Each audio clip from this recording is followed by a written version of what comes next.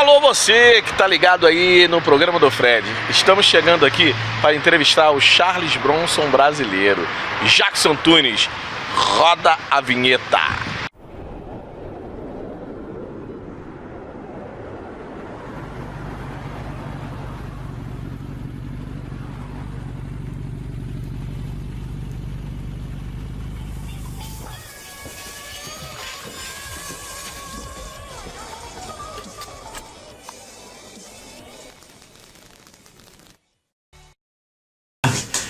Chegamos aqui, ó. Aí. Pode olhar pra cá, pode olhar pra cá, pode olhar pra cá. Esse aqui é o Jackson Tunis. Poeta, ator, cantor. Cantador. Cantador. Cantador. Hoje a gente não tem uma viola pra gente fazer uma roda. Mas nós fazemos como diz na roça, né? Na capela. Na capela? Que isso, cara? Na capela é na goela.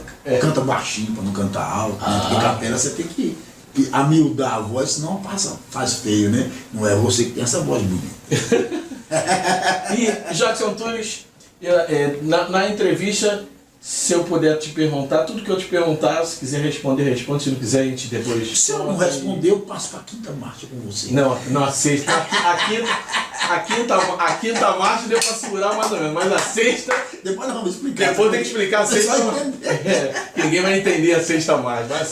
Quem tava aqui viu a cena foi dramática.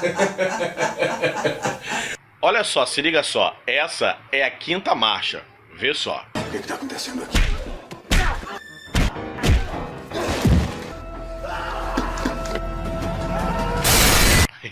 O cara é o bicho, hein? Agora vê a sexta marcha, como é mais sinistra.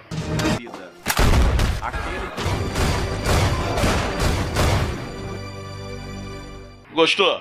Agora vamos voltar para a entrevista. Vamos lá. Jackson, eu também depois, antes de acabar, lembro que eu quero falar do filme O Sítio com você. Claro. E... Aliás, estamos aqui para isso. Essa entrevista é para a gente mandar um abraço para as pessoas que estão nos vendo no seu canal, que eu sei que você faz um sucesso danado, né? E também para a gente falar do filme O Sítio. Mas antes de falar do Sítio, eu quero falar de você. Eu quero... Jackson Tunis de Jackson Tunis. Tá. Quem é Jackson Tunis? Onde nasceu Jackson Tunis? Ontem eu cheguei no set de gravação da novela Tempo de Amar, que é uma novela linda, né? Aí eu digo, novela? Tempo de Amar. Tempo de Amar. Alcides Nogueira, linda, seu Jaman Jardim na direção, fotografia linda, anos 20, linda novela. O diretor falou comigo assim, o Adriano, já que chegou a lenda, chegou o mito. Eu falei, rapaz, eu tô muito mais para uma lenda. Então é isso. Eu acho que é tão difícil falar da gente, né? Mas falar de Mas você, ao mesmo tempo... Se é difícil eu falar de você, né? Não é difícil a gente falar da Mas gente. eu quero saber, não é só... Eu quero saber onde você nasceu. Eu sou do norte das Minas Gerais, que aliás eu quero aproveitar e mandar um abraço solidário para os meus irmãos de Janaúba, onde aconteceu aquela tragédia, né? Então... Eu quero carinhosamente mandar um abraço. Tem 2 semanas. 2 semanas, e todas as pessoas amigas das minhas irmãs, né? Minhas irmãs são conhecidos? São conhecidos todos, porque é cidade pequena, né? Pequena no bom sentido, mas todo mundo conhece todo mundo, e não só Janaúba, mas o Brasil e o mundo todo ficou chocado. E eu, como janaubense, quero mandar o meu abraço solidário para toda a população, familiares. É interessante que as pessoas disseram que o homem que cometeu aquela tragédia toda, que o protagonista da tragédia, ninguém falou exatamente mal dele, sempre falou que era um cara tranquilo, uma pessoa tranquila. Eu já fiz muitos personagens assim, que tinham um desvio de comportamento. E na verdade esses personagens que tinham desvio de comportamento, eu nunca fiz, para que esses personagens ficassem incríveis, eu nunca fiz questão de demonstrar esse desvio de comportamento. Era uma pessoa que poderia ser atendida em qualquer lugar. Eu tenho uma amiga que trabalha com psiquiatria e trabalha com essa coisa do psicopata. Ela disse que tem mais psicopatas ao nosso lado do que a gente imagina. Que o cara... Eu acho que você não, você é um homem de Deus. Então se não tem do nosso lado, vai ter na frente ali o Evaldo Santos. Eu acho que o Evaldo não sei. Robinho. Então é isso, eu sou de Janaúba, norte das Minas Gerais, filho de São José Antunes, que já partiu. tá morando com Deus, está à direita do Deus Pai. Dona Maria Ferreira, minha mãezinha querida, linda, cozinhava um feijão, meu amigo, que não tinha quem não ficasse lambendo os beijos. Fazia um feijão catador, que Deus seja louvado. Minha mãe era carpideira. Era o quê? Carpideira, para quem não conhece, são aquelas pessoas no sertão contratadas para chorar nos velórios. A minha mãe fazia isso com tanto amor e me levava junto. Eu era um carpideirinho também. Porque minha mãe me levava junto, chorava. Como é que é o nome? Carpideiro. Isso é da tradicional cultura do sertão brasileiro. São carpideiras. São as carpideiras para chorar. Né? E às vezes nos enterros, como é que faz? Às vezes morria um defunto que não era muito quisto e precisava que alguém chorasse. É um defunto que tinha chorador. Então já começou meu trabalho a ali, dramaturgia com minha mãezinha Maria Ferreira, que era carpideira, né? E ela me levava junto, que eu você já começou, minha mãe. Eu acho que ali sim. E também com aquela chegada dos mascates, eu me lembro, rapaz, a gente morava perto do campo de uma praça, chamada Praça Antônio. Vinha os mascates, e eles tinham um negócio de uma cobra, vendia de tudo. Remédio para isso, para espinha caída, para isso. E eles ficavam com a caixa que tinha uma cobra. E aquele pessoal conseguia atrair a atenção das centenas de pessoas. Daqui a pouco eu solto a cobra, e eu ficava no meio. E um desgramado não soltava a cobra, porque não tinha nada naquela caixa. Mas era um poder de persuasão, de encantamento. E nós comprávamos o remédio na mão dele todo, ele falava, daqui a pouco eu vou soltar a cobra. E a gente remédio. comprava remédio, mas eu acreditava. E quando ele abria a caixa, ele não mostrava pra gente. Ele falava, ela tá muito nervosa, eu não vou mostrar pra vocês não, que ela pode ofender alguém. Mas não tinha cobra.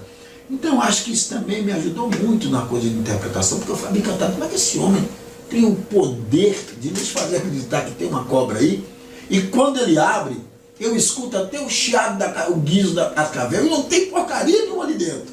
Incrível isso.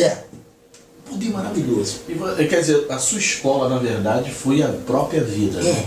E o sertão, né, Fred? O sertão é muito rico.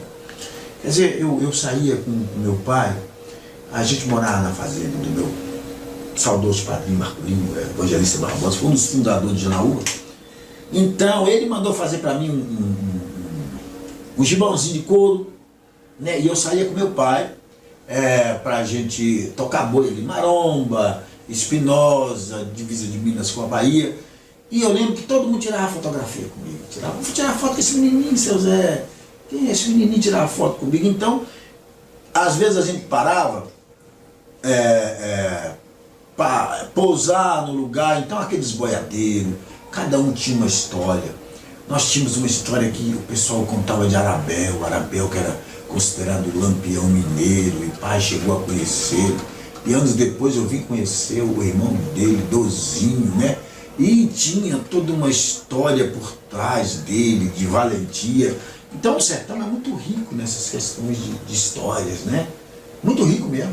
Cada pessoa é uma história. De cidade a cidade. Cidade a cidade. Aí eu não estou falando da minha terra, porque eu acabo puxando o saco da minha terra mesmo. Mas o Brasil inteiro é assim mesmo, cheio de história. História de cada pessoa e cada indivíduo é um personagem. É um personagem, sim. É um personagem. Cada pessoa, veja bem, deixa eu falar uma coisa muito interessante para você. A gente pega os filmes, por exemplo, da história do Tim Maia, é super interessante.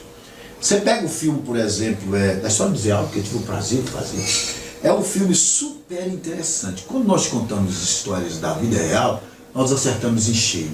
Eu acho que a grande dificuldade do cinema brasileiro, e acho que nós vamos chegar lá, é inventar boas histórias. Porque quando a gente pega para reproduzir histórias reais, a gente acerta na veia. Cazuza, que filme lindo, porque toda vida é rica, né? Toda vida tem uma trajetória rica, toda vida é uma longa-metragem. Mas agora inventar uma história que prenda a atenção é difícil. E cinema, principalmente nos dias de hoje, eu acho que a cabeça das pessoas, de todos nós, com esse tal de progresso, é uma tendência a ficar mais rápida, a paciência está cada vez mais curta, né? É o fast food da vida, sim. Né? E o cinema é responsável por isso, porque é difícil. No teatro, por exemplo, eu que venho do teatro, você aponta para a janela e diz, está passando 3 elefantes ali. A gente que está no teatro já é levado a enxergar os elefantes. No cinema, se você falar 3 elefantes passando, se você não mostrar, a gente não acredita. Tem que mostrar. Tem que mostrar os elefantes. A época que você... Da época que você vem, eu acho que a cultura era mais rica porque não existia tanta tecnologia, né? Então, não tinha como eu entrar na internet e ver uma história. Eu tinha que sentar e ouvir a história. E como eu não tinha uma visão daquilo que ele estava falando, então a minha imaginação tinha que ser tão boa quanto a história dele. Exatamente. Então, eu me lembro, eu não sou tão velho, mas também não sou tão novo, mas eu me lembro que meu pai, às vezes, fim de semana, ficava em casa, a gente sentava, meu pai contava muita história. Não, seu pai. Alfredo. Ele contava muita história, ele era da Paraíba, né, paraibano, e ele contava muita história. Claro que ele inventava muita coisa. Mas o maravilhoso é isso, né? Ele contou uma vez que quando ele veio da Paraíba para o Rio, ele foi trabalhar num navio, uma coisa que não me lembro exatamente a história, e ele estava no meio do mar lá e falaram assim: Alfredo, vai lá em cima do mastro lá e conserta lá o mastro. Ele levou uma ferramenta, o cara, não perde a ferramenta, meu pai contando para mim, não perde a ferramenta. Aí meu pai está consertando e a ferramenta caiu da mão dele e foi caindo, ele ficou com medo e pulou. Quando ele pulou atrás da ferramenta, para a ferramenta não perder no mar, veio um tubarão, pegou a ferramenta e pegou ele. Engoliu ele e a ferramenta. Aí o tubarão engoliu ele e ficou 3 dias dentro do tubarão. 3 dias dentro do tubarão. E aí ele resolveu, pegou a ferramenta e matou o tubarão e levou o tubarão para a praia. Chegando na praia, ele abriu o tubarão. Aí tinha vários relógios, vários mergulhadores. E até naquele dia ele contando, e até hoje eu não entendo o que tinha, o que estava um despertador dentro da barriga do tubarão. Quer dizer, a gente ouvia essas histórias, ele contando essas histórias assim, e a gente acreditava, eu era pequeno, eu acreditava. Mas, claro. Que meu pai tinha pulado, caído dentro da barriga do tubarão. Imaginava ele lá dentro da barriga do tubarão. Isso, o relógio, imaginava isso. Então hoje, existem alguns filmes, claro, existem alguns filmes que hoje passam no cinema, que sem a tecnologia seria impossível você retratar isso, né? Sem a tecnologia eu não poderia retratar o meu pai pulando dentro da barriga do tubarão. Não teria jeito. Sem tecnologia. Então a tecnologia nos auxilia na história, mas a tecnologia não conta a história. E não favorece o coração. Não, você tem que utilizar a tecnologia tem que usar para que você venha contar a história. Não, o Homem-Aranha jamais poderia subir naqueles prédios daquele jeito. Sem tecnologia. Sem tecnologia. Avatar não teria como existir. Mas a tecnologia ela não pode atrapalhar na história. Ela não pode atrapalhar. O Steven Spielberg, ele consegue fazer isso. Ele consegue não você prestar atenção na tecnologia em si, mas na história em si. Ele não anula a fantasia. Não anula. Ele conta a história, usa a tecnologia. Você se liga na história. Meu amigo, eu acredito plenamente em tudo. Acredito, minha mente é levada a acreditar em tudo. Você sabe quem está falando desse projeto? O filme do seu papai poderia facilmente se transformar no longa. Tem uma história que corre lá no Primeiro Mundo, quando o Caboclo chegou com um projeto de King Kong, ela falou: rapaz, um macaco de 13 metros, chamou o Harrison Ford para fazer. É muita loucura. E disse que o cara ficou 12 anos rodando, oferecendo o projeto. E um dia um maluco, tanto quanto ele, falou: vamos comprar a ideia, fazer o King Kong. Foi um sucesso. E disse que lá tem um bordão que diz o seguinte: quando o cara apresenta uma ideia que parece que é meio louco, o cara falou: isso pode ser o King Kong. Eu estava vendo o seu trabalho, né, na internet, estava vendo o seu trabalho na internet, e eu não acredito em coincidências. Eu particularmente, eu acredito que tudo faz parte de um plano, e não só de um plano. Claro. Faz parte de decisões que nós tomamos. Talvez se você não tivesse tomado a decisão de ser um ator circense, talvez você não estaria sentado aqui comigo. Claro. Mas você tomou uma decisão. Eu quero isso aqui para mim. Sim. E para você, na tua época, era muito mais difícil do que no outro. Hoje. Tudo era difícil. Hoje, por quê? Eu estava falando do nosso amigo Marcos Van Berg, e ele estava me falando sobre que vendeu até churros para sobreviver, porque a pessoa, para ser ator naquela época, primeiro era meio marginalizado. Sim. Vagabundo. Era vagabundo. Hoje não, Sim. todo mundo quer ser ator, todo mundo hoje quer é chique. É chique ser ator, né? Então, Então na sua época foi algo muito difícil de se fazer. Então você escolher isso. Então eu não acredito, eu acredito que Deus tem um plano e tem dois caminhos. E você decide esses caminhos a tomar. E eu creio que você decidiu o caminho, não foi um caminho da razão, foi o caminho do amor. Sim. Você decidiu isso como amor. E esse resultado do caminho do teu amor foi um resultado tão grandioso que hoje você não é só reconhecido no Brasil, você é reconhecido no mundo todo. E muitas pessoas, eu não conhecia assim muito bem o seu trabalho, até que eu comecei a buscar. E aí o nosso querido diretor, né, o Luiz Fernando, numa entrevista disse assim, e quando eu vi o teste dele, quando eu vi, chamei para fazer o teste, que ele parou na frente da câmera a câmera travada, e ele abaixava, levantava de chapéu, um gorrinho na cabeça, daqui a pouco abaixava, levantava uma meia, e você modificando isso era 4 minutos só. E você tinha só 4 minutos, acabou que tava pintando placa lá em Belo Horizonte, passando, como diz o certo, uma dificuldade danada. Aí surgiu essa possibilidade de fazer o teste por isso. Eu falei, meu Deus, aqui tem que dar certo, vai ou racha. Dá certo, eu vou desistir desse trem.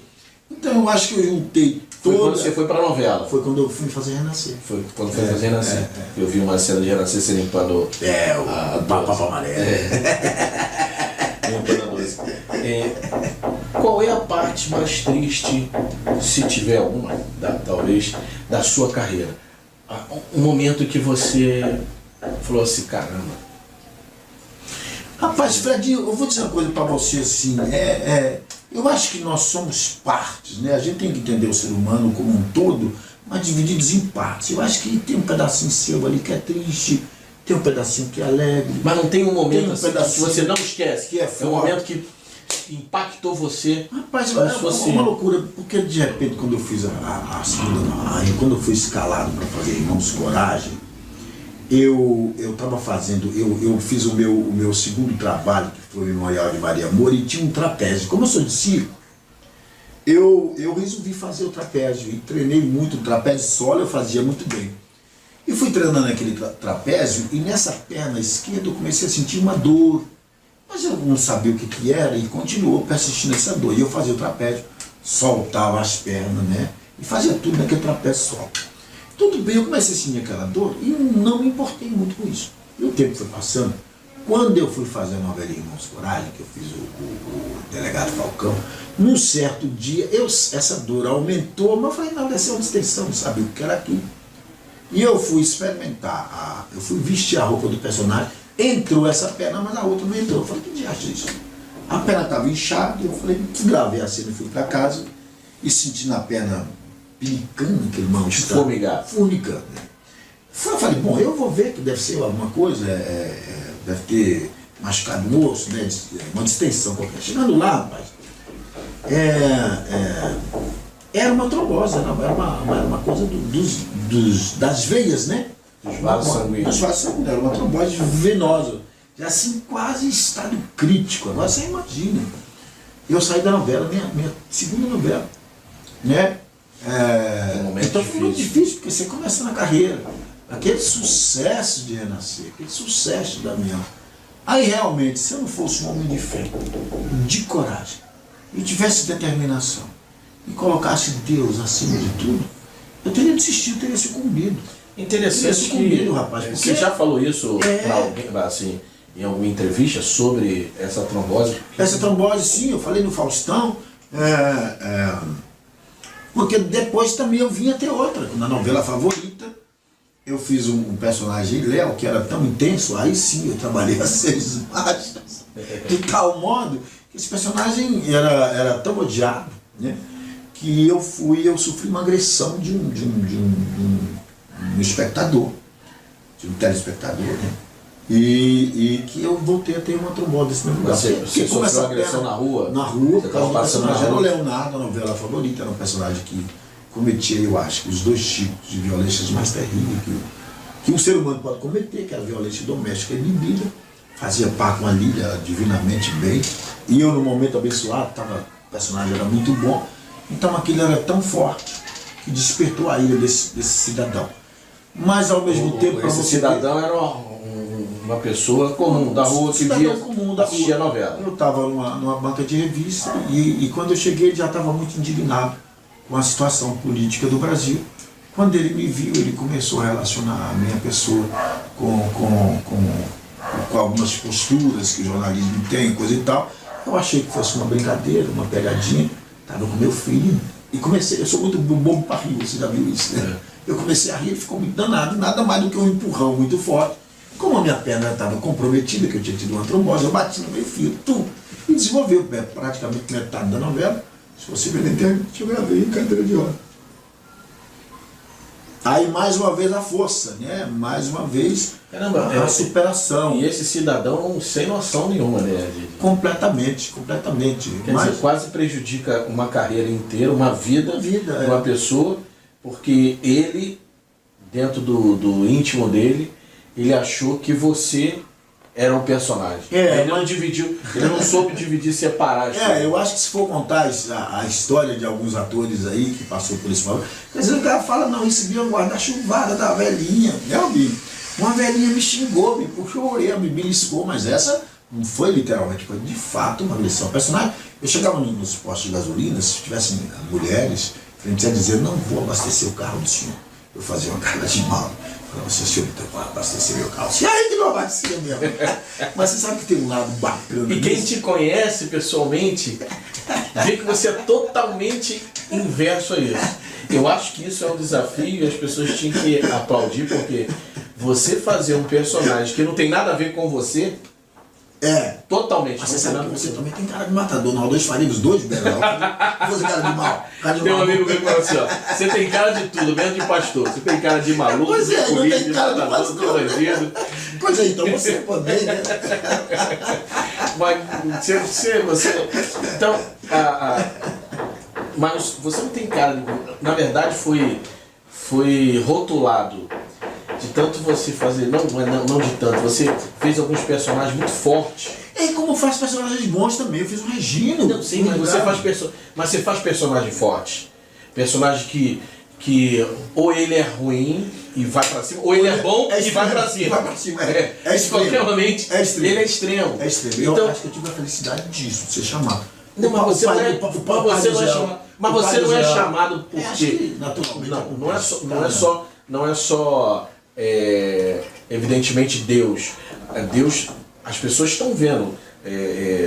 Por exemplo, se você fosse fazer algum teste, agora, se a gente estivesse fazendo um teste e você tivesse feito a cena que você fez comigo aqui, eu ia ser só contratado pela minha cara, né?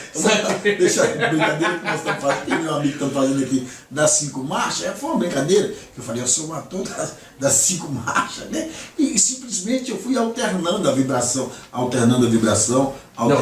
5 marchas não.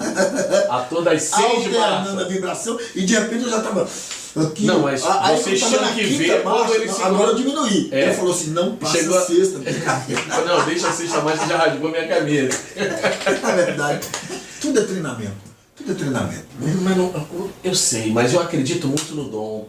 Eu acredito... Sim, mas é o dom que leva o treinamento. Deixa eu contar uma coisa pra você. Eu tiro, Fredinho, 2, 3 horas do meu dia para treinar a emoção. Porque televisão e cinema é um negócio muito rápido. Eu estou numa cena extremamente tensa com o meu parceiro.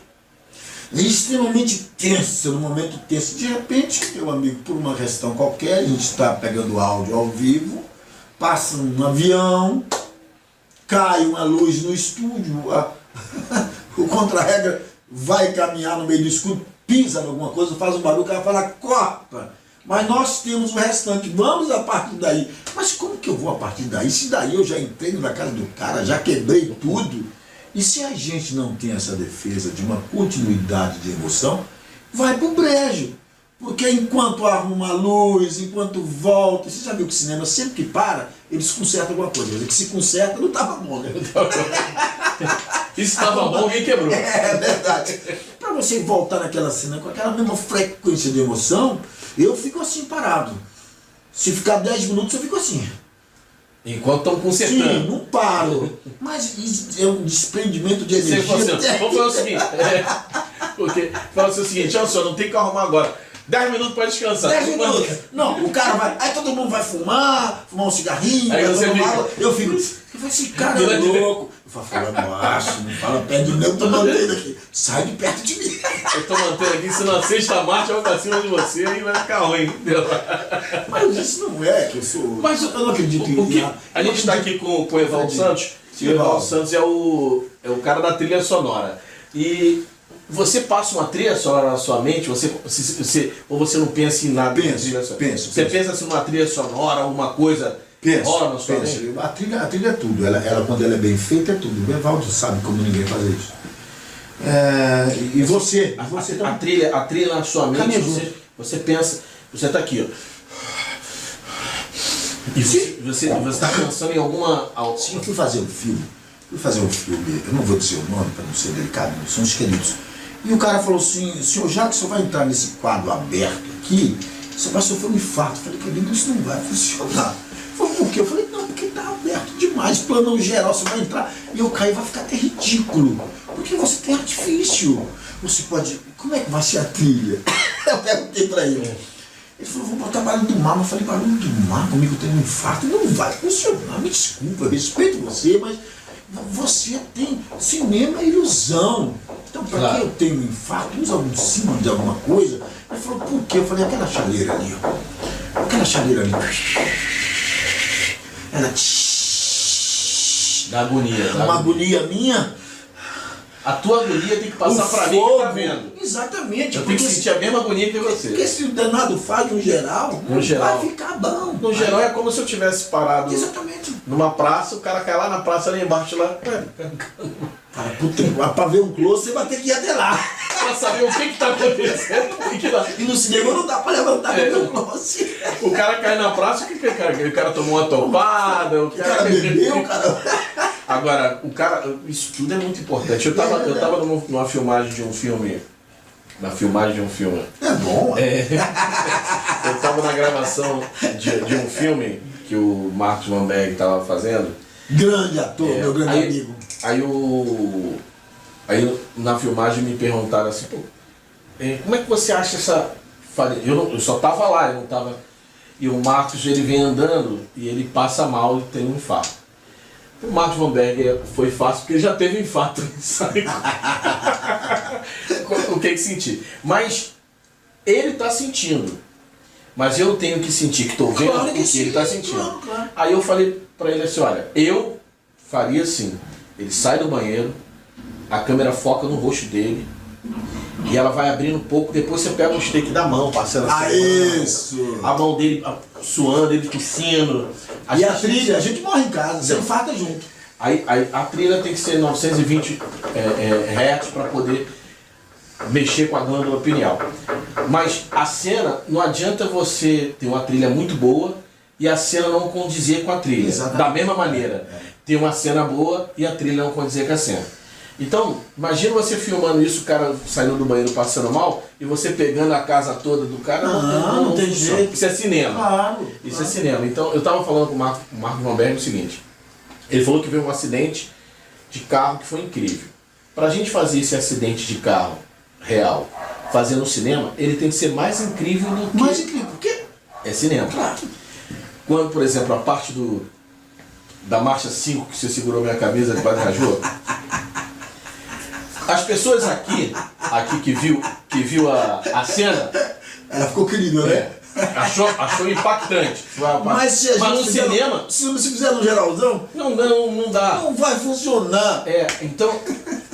E detalhe, para você fazer essa marcha 5 que você fez, a gente vai ter que fazer umas 3 ou 4 cenas da mesma cena. E do mesmo jeito. E do mesmo jeito, para que você pegue ângulos, os rostos e tudo mais e tal. E o áudio da camisa. E o áudio, tem aí o áudio. Né, Paulo? O áudio da camisa. O áudio da camisa rasgando ainda. Tem o áudio da camisa rasgando. A respiração, o desespero. Os olhos. Né? E o desespero. Então, o cinema é a sétima arte, é isso que faz cena. Eu gosto de cinema, não é o cinema mentiroso, mas eu gosto da mentira do cinema. Eu também amo a mentira do cinema. Se você fizer... Ainda mais se essa mentira nos convencer que é verdade. Isso. Não adianta você fazer um filme que conta, aí não é um filme, é um documentário. eu gosto assim, do filme assim. Eu peso sempre 10 quilos. Dificilmente você me levantaria do chão. Mas no cinema eu vou No levantar. cinema você vai levantar. É, Isso é legal. isso é legal, é. Você vai segurar na marcha 5 E vou levantar. E na marcha 6, eu vou sair do chão e cair. Exatamente. Isso é legal. Isso é legal. Isso é legal do cinema. é. Então, isso tem que ter no cinema. Tem Mas que ter. mas o cara não aguentaria, porque, irmão, isso é A cinema. gente não leva isso em consideração. Mas é cinema, é isso, meu irmão. Se comprou a ideia, a mente já foi, meu amigo. O filme Missão Impossível. Brincadeira, eu acredito 70%, em tudo, meu amigo. 70% daquilo ali Não, seria vou te impossível se contar, não fosse cinema. E Tom Cruise é um toquinho, Belas desculpa os fãs do. Hoje em dia você tem que ter cuidado com o que fala, né? Então eu tô falando, Tom Cruise desse tamanho, o bicho bate em 30, rapaz. E eu acredito, falo que esse cara é até danado.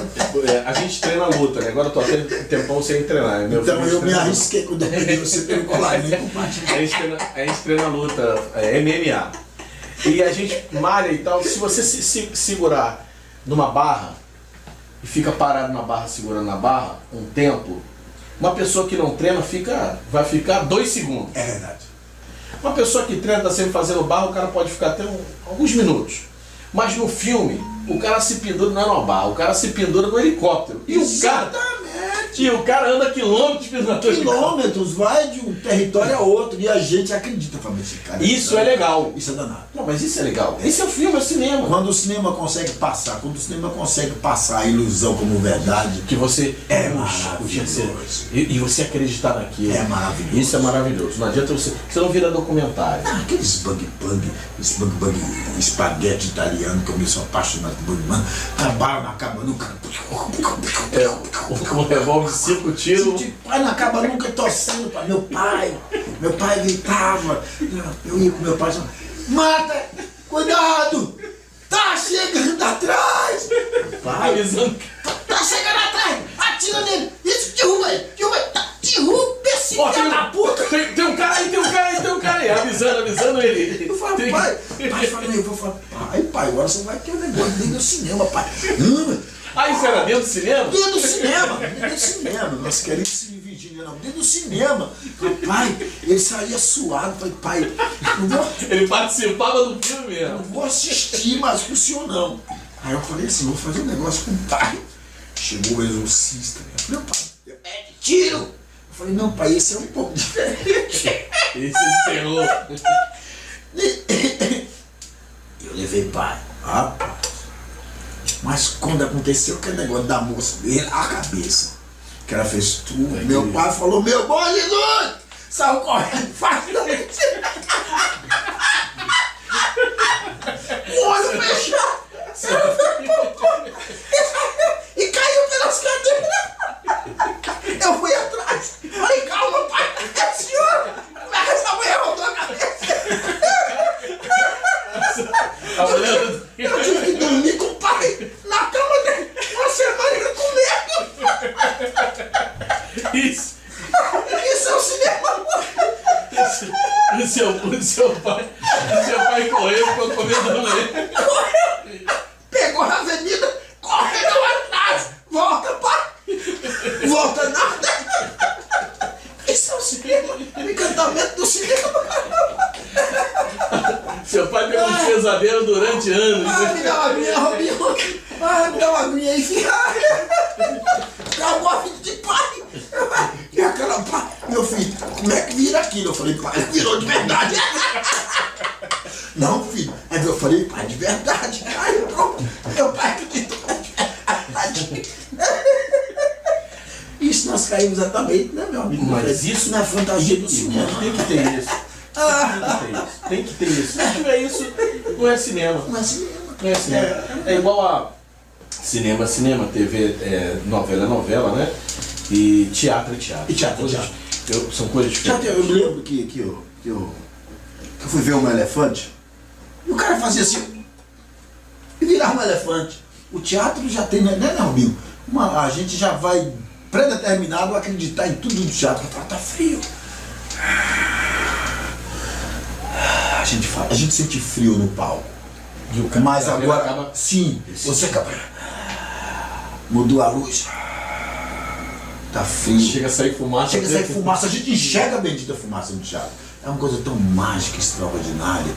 Eu acho que toda pessoa tem que tirar um tempo, um dia, para ver um espetáculo de teatro. Eu acho que ele tem seja ele sempre. comédia, seja ele um drama, seja o que for.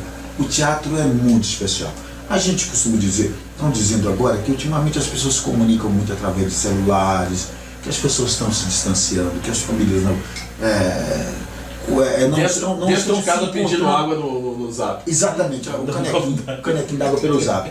Então que o teatro vai ser futuramente o lugar onde as pessoas vão se encontrar, é o grande encontro, porque você está ali cercado pela plateia, o ator vivo, não tem como você não ter o contato do olhar. Quem nunca foi, eu acho que deve ir. Última peça que eu fui ver, que era uma peça musical, que foi até 2 ou 3 meses atrás, mais ou menos, foi Carmina Burana, no Teatro Municipal. Rapaz. Então vamos deixar aí. Eu só chorava. Sugestão. Não, eu só chorava. A minha filha foi comigo.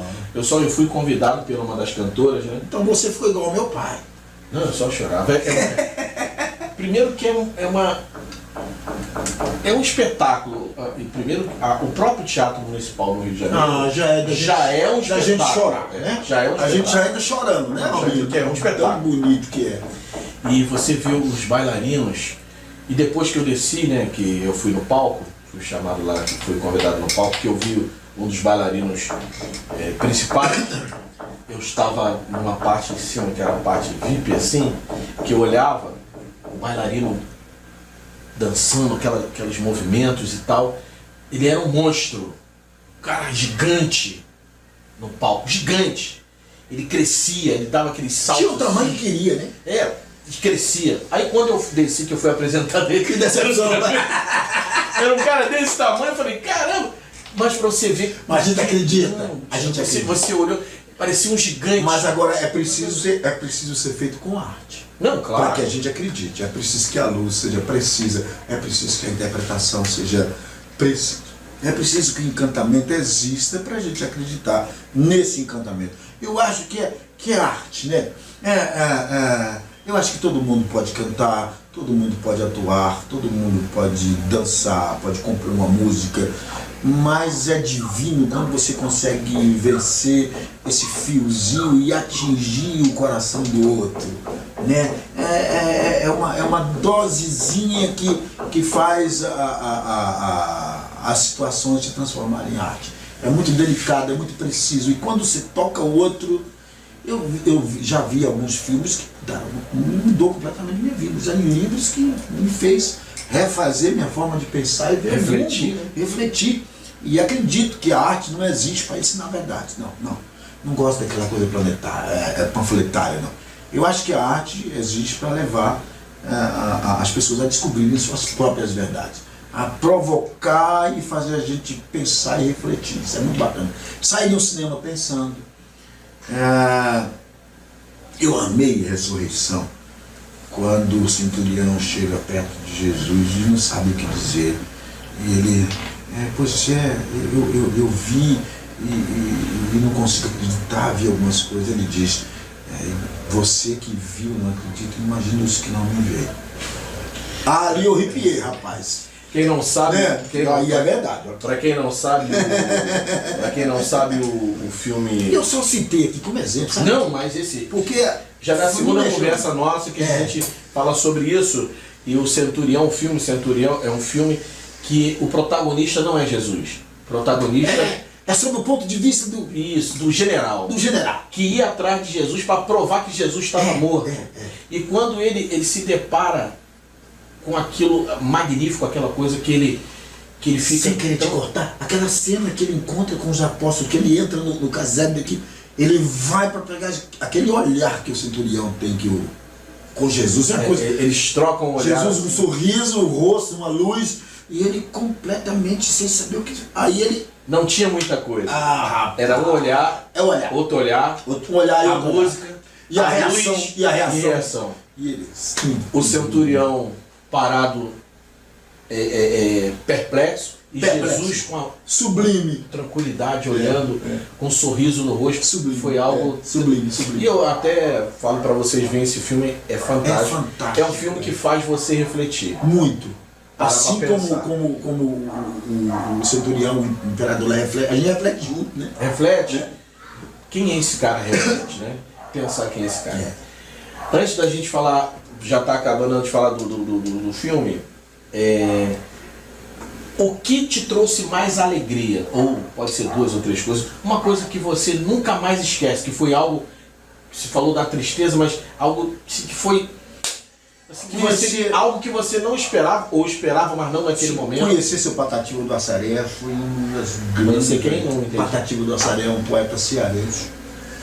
Ter convivido com o seu Ariano, ter conhecido, ter feito a face da boa preguiça com o Luiz Fernando Carvalho, ter conhecido o seu Ariano, uma das grandes alegrias. As grandes alegrias da minha vida sempre foram encontros. Osmar Prado, que é meu grande irmão, Tony Ramos. Eu digo que a gente, o Tony está entre as 10 pessoas que a gente tem que conhecer antes de morrer. Então esses encontros assim... Eu estive com ele só uma vez, eu cumprimentei. É um cara extraordinário. Ele é um gentleman. É uma doçura de uma pessoa. Então eu acho que esses encontros, eu tive o prazer, rapaz, de conhecer seu Mário Lago, né? Então essa foi faz parte das grandes alegrias. Seu Chicanísio, na convivência que eu tive com ele, eu sou muito amigo do Marquinho Palmeira, dos filhos dele, dos filhos do seu Chico, Bruno. Então, para mim, esses encontros, minha comadre Nesita, né, que nós convivemos diretamente durante anos, fui várias vezes no programa dela, e que a gente falava das mesmas coisas, dessa paixão pela cultura popular, dessa paixão pela música caipira. Então, as grandes alegrias, eu acredito que ainda está nos encontros, sabe, conhecê-lo, conhecer você, Fred, saber dessa paixão que você tem pelo cinema, dessa vontade de realizar coisas boas. Eu acho que a grande alegria da vida são os encontros. E acho que a tristeza reside quando você se afasta, sabe? Quando você se afasta das pessoas, é como se você afastasse de você mesmo. É como se você fosse distanciando daquela longa estrada e não enxergando mais as pessoas. E a partir do momento que você não vê mais o seu semelhante, você para de enxergar a si próprio. Aí instala a sua tristeza. Porque eu acho que tristeza nada mais é do que não compartilhar, não abrir seu coração. Não tem coisa mais deliciosa do que um colo de mãe. Não tem coisa mais agradável do que um ombro do amigo. Eu gosto de abraçar as pessoas. Se eu estou aqui, cadê aquele abraço que você me deu? Aí eu acorchei o abraço. Porque não tem coisa mais deliciosa. É uma forma esplêndida, espontânea. Eu te amo, você é meu semelhante. Nós somos semelhantes. Você é Cristo, eu sou Cristo. Amém. Eu acho que isso é luz, né? Eu acho que isso faz parte da nossa grande alegria. O outro, imagina se acabasse tudo no mundo, rapaz. Todas as pessoas fossem embora. Eu me vi agora no Barra Shop, sozinho, sem ninguém. O que eu iria fazer, Fred? Com as câmeras de 4K, toda a minha disposição. Quem eu iria filmar? Né? Ia mostrar pra quem? Sim, mesmo que você câmeras. Vou filmar o quê? Dizer o quê? Pra quem eu vou dizer? De acho, não tem um cachorrinho, não tem, só tem eu. Você não tem como Sozinho, você compartilhar. É só imaginar você sozinho no mundo, ou se não numa ilha deserta, sozinho. Com quem você vai falar? Com quem você vai compartilhar? Tem um filme do né? Will Smith que fala sobre isso. Que como se fosse Eu Robô. um momento apocalíptico. Né? Apocalíptico. Que ele, Eu Robô não é. Eu vou lembrar. Como é que é o nome? Falando do filme. Mas ajuda aqui. Do filme do que ele chama. Que até nossa querida Alice Alice Braga fez. Eu Sou a Lenda. Eu sou a lenda, Eu sou a lenda, né? Eu sou a lenda. Você vê que ele tá ali Mas sozinho. você tem um cachorro. Mas o cachorro morre. O cachorro morre. Então, tipo assim, tudo que ele faz tá mercado, tá tudo ali. Mas não tem tudo, nada. mas, Não tem tipo assim, nada, cara. não existe. Você vai compartilhar com quem? Sim. A gente tá gravando aqui, pra quem que a gente vai mostrar pra gente Sim, mesmo? meu amigo. Entendeu? A sua vida é exemplo pra quem? Pra ninguém, se todo mundo morreu. Não, você pra vai- quê, né? Então, às vezes, você diz coisas bastante profundas. Pegando esse gancho do que você diz, bastante profundo, eu vou falar no filme O Sítio e vou contar parte da história para você falar sobre até o teu personagem, que eu sei até um pouquinho mais do personagem do que você. Você e o Marcos Weinberg e o meu filho, o Ramon que está aqui. E o Rambinho. Não, estou falando sobre o que aconteceu. O Robinho, quando eu conheci o Robinho, eu já conheci com o Marcos, mas estou falando assim, o que vocês disseram para mim? Cada um disse de forma diferente, que na verdade deu a mesma coisa, né? Eu estava conversando com uma pessoa do Netflix, um diretor da Netflix, conversando com ele no telefone, e ele me disse assim, eu falei para ele, olha, eu tenho uma ideia, como dizer, uma ideia na mente e uma câmera na mão. Ele falou, eu falei para ele que não tinha ainda feito nenhum curta-metragem, nem um longa-metragem. Ele perguntou, é longa? Eu falei, é um longa-metragem. Ele falou assim, olha... É comprido. Ele falou assim, olha, eu vou te dar um conselho. Eu falei, rapaz, cara, faça. Maravilhoso. Vou te dar um conselho. Faça. E aí eu fui, contei a história pro meu filho. Meu filho não se encanta com qualquer coisa. O Ramon, ele é muito centrado. Ele não se encanta com qualquer coisa. Cara, ele falou, pai, pô, isso é o filme. É seu grande crítico, né? Tem um crítico em casa. Esse é o filme. Quando eu falei com o Marco Van Berg, ele disse assim pra mim. Fui na casa dele, a gente estava na casa dele, eu contei o filme, aquela alegria eu falando. Ele disse, vamos fazer, tô junto. Quando eu cheguei no seu sítio para conversar contigo, e o nome do filme é o sítio. Quando eu cheguei no sítio, eu fiquei olhando o sítio, eu vi várias cenas dentro do sítio. Várias cenas dentro do sítio, eu fiquei olhando, eu vi aquele laguinho, os peixes e tal, que eu fiquei tão impressionado, o cara levou menos de 1 minuto para pegar um peixe. E eu fiquei olhando assim, aí quando eu cheguei, aí eu falei assim, eu vou contar pro senhor que eu queria que o senhor participasse do filme. O senhor falou assim pra mim, eu já tô no filme. Já tô no filme. Aí o senhor começou a falar, falou assim, olha, sabe o que eu gosto? Mesmo não tendo essa experiência que experiência só fazendo, não tem como. Deixa eu contar uma coisa pra você sem interromper. O seu Daniel Filho completou 30 anos agora de cinema, tudo, né? Dramaturgia em geral. E ele deu uma declaração dizendo, eu aprendi a dirigir vendo cinema. Aprendi a dirigir vendo cinema. Não é muito bacana isso. Não é muito, não. Né? Foi o Daniel Filho. Estou falando do Daniel Best. Então, quando você... Estou falando de mim, você compara, não comparar, mas contar uma história. Eu falei, eu aprendi a dirigir vendo cinema. E quando você falou, eu já tô dentro, aí depois você falou assim, aí você sentou e falou assim pra mim, olha, o que faz eu querer o filme não é a história do filme, é a sua alegria, a sua vontade. A paixão, sempre a paixão. Com a paixão. E depois eu tenho que entender que essa paixão tem que ser relacionada com o meu tempo, não, claro. Né? Porque eu faço muito cinema também, enfim, mas aí tudo se encaixa. Não, vai se encaixando dentro da experiência, claro, dentro de um montão de coisa. Claro. Fernando Meirelles, ele falou uma coisa muito interessante numa entrevista dele, ele falou assim, se eu for uma pessoa que vou produzir, ou vou pagar um filme, ou alguém está me chamando para fazer um filme, aí tem 2 diretores, um é totalmente técnico, com uma experiência incrível, só técnico e experiência, ele não tem paixão, o Fernando Meirelles falou. E tem aquele cara que tem paixão, o cara tem paixão, o cara tem, e ele não tem a experiência, eu vou trabalhar com ele, porque ele vai fazer com dinheiro, sem dinheiro, comida, sem comida, ele vai buscar todo o recurso. Alfredinho, sem querer atrapalhar, você já atrapalhando. Eu criei uma frase que é o seguinte, não existe um profissional melhor do que o outro, existe um profissional mais apaixonado que o outro. Na luta a gente fala assim, não existe uma luta melhor do que a outra, existe o aluno mais aplicado. Então, o que é apaixonado? Ele é mais aplicado do que o outro, então ele se torna melhor. Agora, o seu personagem no filme é um personagem que é um bandido, é um narcotraficante. Não vou saber fazer bandido. É um narcotraficante envolvido com a polícia, envolvido com... Só que ele é um cara extremamente inteligente. Ele é bem metódico. Ele faz as coisas bem pensadas. E ele está sempre entre a marcha 1 e a marcha 6. Não, se eu vou brincar, quando você for me dirigir, na cena você vai dizer... Marcha 2! Jackson! Marcha 2! Não, o problema é você falar 6, Quem vai te estar contracenando com você, o cara tem que estar.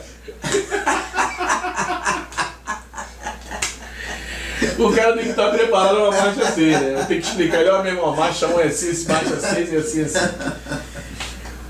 Dentro daquilo que eu mandei pra você escrito, que eu mandei pro Robinho, e dos teaser que eu mandei pra pra mim você. o teaser seu que me encanta profundamente. Eu acho que o trabalho de pós que você faz, o trabalho trabalho, eu chovendo molhado, eu estava falando isso pra você, meu amigo. O trabalho de pós, o trabalho de áudio é muito bom. E eu sempre fico muito feliz quando a gente pega uma referência, não que nosso cinema não seja maravilhoso. Quando você traz uma referência de qualidade do primeiro mundo. Eu fiz um filme agora, depois eu quero aqui te mostrar um dele chamado Coração de Cowboy. É um brasileiro de São Paulo, Gui Pereira. Los Angeles, né? Ele mora em Los Angeles. Não, com a Rosana. Ele mora em Los Angeles e trouxe toda a equipe para fazer aqui. Toda a equipe de lá, para fazer o filme aqui. Rapaz, sabe que esse matuto aqui, eu só aprendi a falar excelente. E mesmo assim eu falei errado. Os desgramados aprenderam a falar, comunicavam comigo, Jackson, bom dia. E eu só falava excelente, excelente, tudo era excelente. E eu fui ver. Jackson, bom dia. Excelente. Excelente. Jackson, você é banheiro? Veio pra caramba, excelente. Me dá o dinheiro, excelente. Jackson, me dá o dinheiro aí. Jackson, eu vou pagar o seu cachê, excelente. E rapaz, você acredita que eu fui ver agora, ele me mandou palavra bonita, teaser, eu gosto de falar isso, parece que você fala inglês, é teaser, de vez em quando eu esqueço e falo teaser. Mas agora você sabe, excelente. Mas Jackson, tudo bem? Teaser? Teaser? Jackson, tudo bem? Só falta ter um neto e botar o nome de teaser no neto. Aí no Janaúba o cara botou o nome do filho de Janaúba, desculpa Janaúba, foi lá no. Perdão, Janaúba, depois ele vai ficar com raiva de mim. Foi lá próximo a Janaúba, numa cidadezinha. Próximo, do lado de Janaúba. O cara botou o nome do filho de Herbert Richards. É bom que ele tá no cinema, né? Eu não sei se ele é verdade.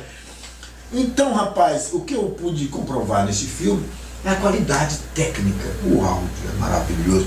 Às vezes eu terminava de fazer um áudio e falava, excelente! Excelente! Teaser! Excelente! Mas o áudio, uma pureza, uma maravilha. O cuidado com o ator. Checava, falava, né? Ele dizia mais, menos isso. Então é assim, excelente! E é isso. Meu irmão, irmãozinho, muito obrigado. Eu tenho que gravar. Não, você vai... Hoje eu vou gravar. Quero te agradecer, Deus abençoe. Tá bom? Tamo junto. Eu vou estar te falando no telefone, eu vou te botar a parte das coisas aí. Tá bom. E vamos ver se a gente marca de novo lá no sítio lá pra gente. Vamos marcar. Como você Só assim, acabar essa temporada aí de já novela, tô com lomba pra fazer, mas não vou falar, não, para misturar com o nosso. Não tem problema. Tá bom? Deus abençoe. Tá? Amém, meu amigo. Satisfação. Beijo pra todo mundo, tamo aí junto aí. Jackson Tunes, contigo. Pra vocês, é excelente. 5 milhões de dólares. Vamos colocar essa frase aí no filme. Vamos. É. Excelente. Quando o cara perguntar pra você, o que você achou? Excelente. Excelente. Excelente. Beijo. Beijo.